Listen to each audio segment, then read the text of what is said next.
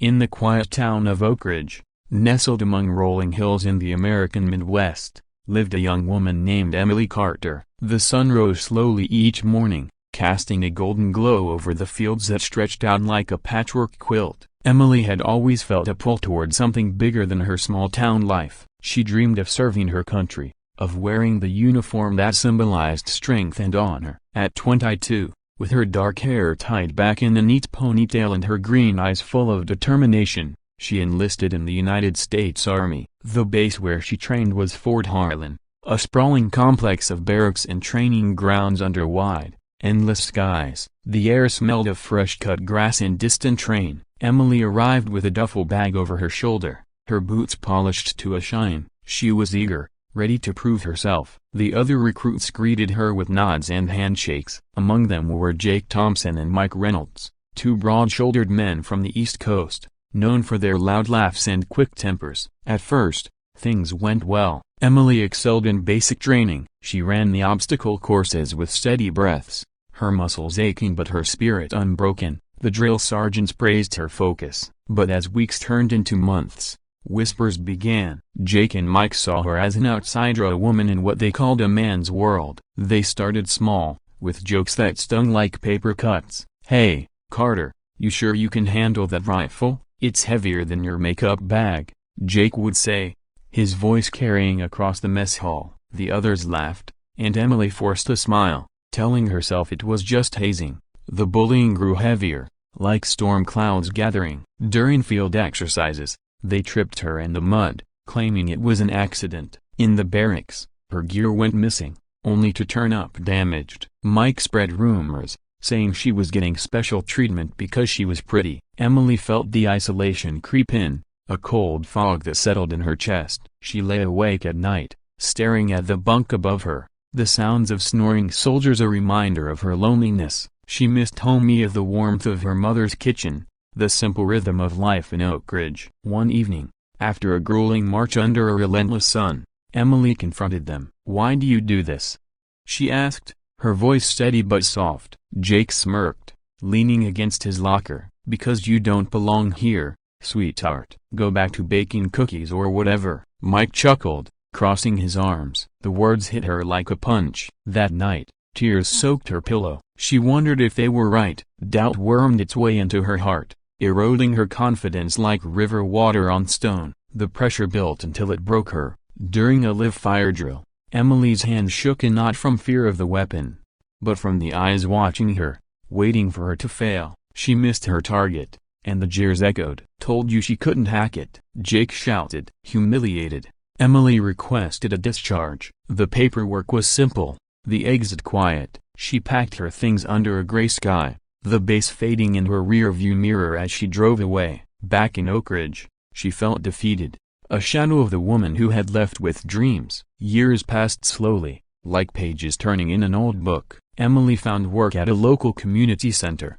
helping veterans readjust to civilian life. The job was steady, the people kind, but the fire inside her never fully died. She enrolled in night classes, studying leadership and strategy. Her determination returned, quiet but fierce. She re-enlisted, this time with the National Guard, where she could serve part-time while building her skills. Promotions came, one after another, as she proved her worth in simulations and real-world operations. Emily's life changed again when she was offered a full-time position back in the active army. She hesitated, memories of Fort Harlan flashing like old photographs, but she accepted, vowing to be stronger. Training in officer school was intense. The classrooms hummed with discussions, the fields echoed with commands. She graduated at the top, her uniform crisp, her posture unyielding. Now Captain Emily Carter, she was assigned to lead a unit at a new base, or so she thought. The transfer orders arrived on a crisp autumn morning.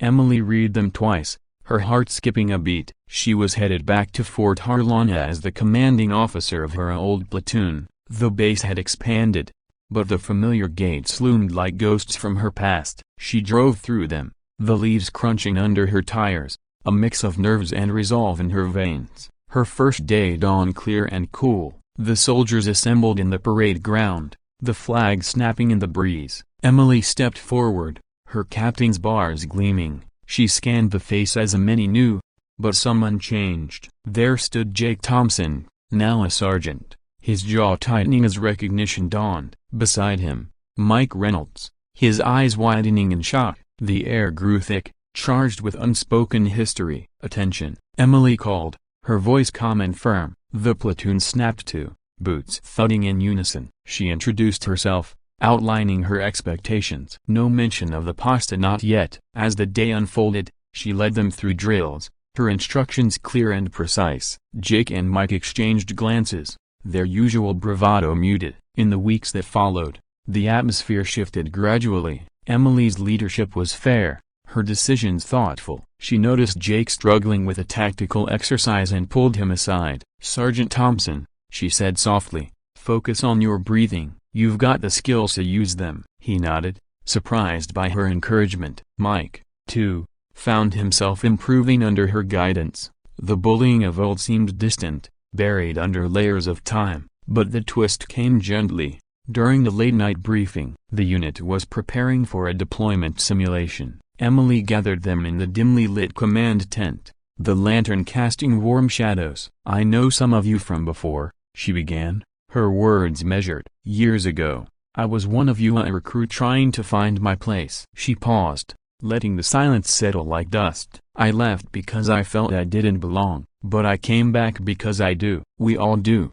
if we work for it." Jake shifted uncomfortably, his face reddening. Mike stared at the floor. Emily continued, her voice steady, "The past is behind us. What matters is now how we support each other, how we serve." She met their eyes, not with anger, but with understanding. It was a gentle revelation, a bridge built over old wounds. Change didn't happen overnight. Jake approached her one evening, after lights out. The base was quiet, stars twinkling overhead like distant sentinels. "Captain," he said, his voice low.